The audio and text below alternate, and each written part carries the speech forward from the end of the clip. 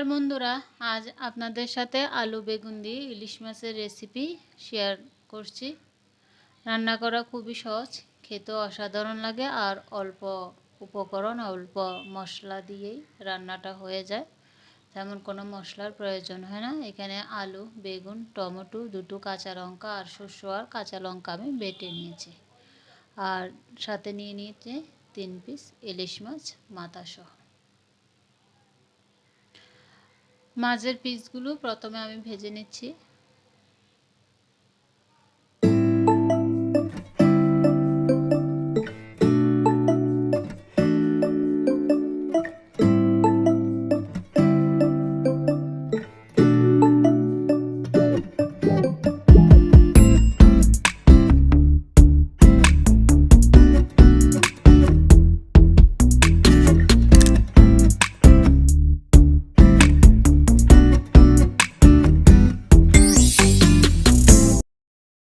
মাছটা ভাজা হয়েছে, নামিয়ে নিলাম। এখন মাছ ভাজার পরে যে তেলটা ছিল কড়াইতে, ওটার মধ্যে আমি দিয়ে দিয়েছি কালো সর্ষে। আজকে এই মাছটা আমি শস্য দিয়েই রান্না করব।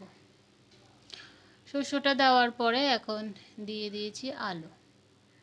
আলুটা প্রথমে 2 মিনিট ভেজে নেব। 2 মিনিট আলুটা ভাজার পরে আমি কেটে রাখা টমেটো, বেগুন দিয়ে দিলাম। টমেটো, বেগুন এখন হলুদ দিয়ে ভেজে নিব কিছুক্ষণ।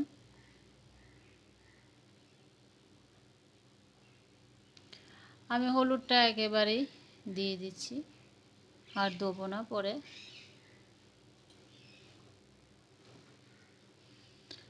এখন 2 থেকে 3 মিনিট ভেজে নেব।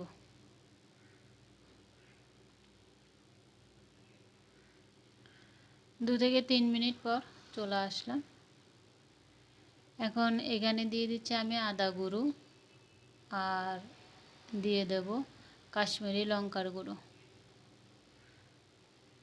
কাশ্মীরি লঙ্কার গুঁড়োটা আমি কালারের জন্য দিচ্ছি, এটা না দিলেও চলে। ঘরে আছে, দিয়ে দিলাম।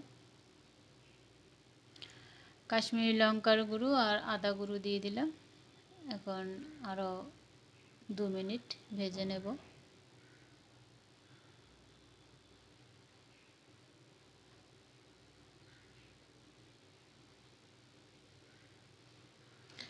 দু মিনিট পর এখন জল দিয়ে দিলাম।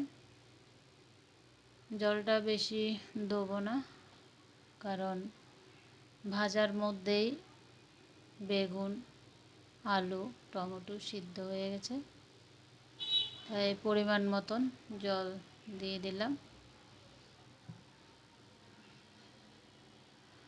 এখন পরিমাণ মতন লবণও দিয়ে দিলাম। এখন ভেজে রাখা মাছের পিসগুলো দিয়ে দিচ্ছি।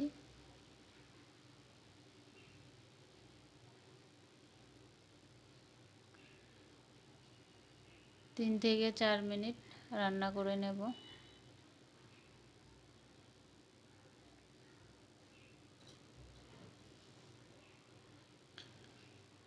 তিন থেকে 4 মিনিট পর চলে আসলাম। এখন বেটে রাখা শস্য আর লঙ্কা দিয়ে দিচ্ছি, সাথে দুটো কাঁচা লঙ্কাও দিয়ে দেব।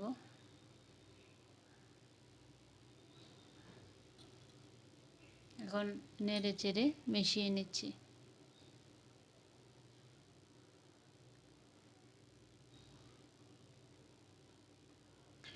ইলিশ মাছ বলতেই শস্য তো লাগবেই, কারণ শস্য ছাড়া ইলিশ মাছ খাওয়া যায় না। তাই যে কোনো সবজি দিয়ে, যে কোনো তরকারি দিয়ে রান্না করলেই এখানে শস্যটা দিতে হবে। শস্য দিলে ভালোই লাগে খেতে। স্বাদ মতন একটু চিনি দিয়ে দিলাম। এখন আরও 1 মিনিট 1.5 মিনিট রেখে আমি রান্নাটা নামিয়ে নেব।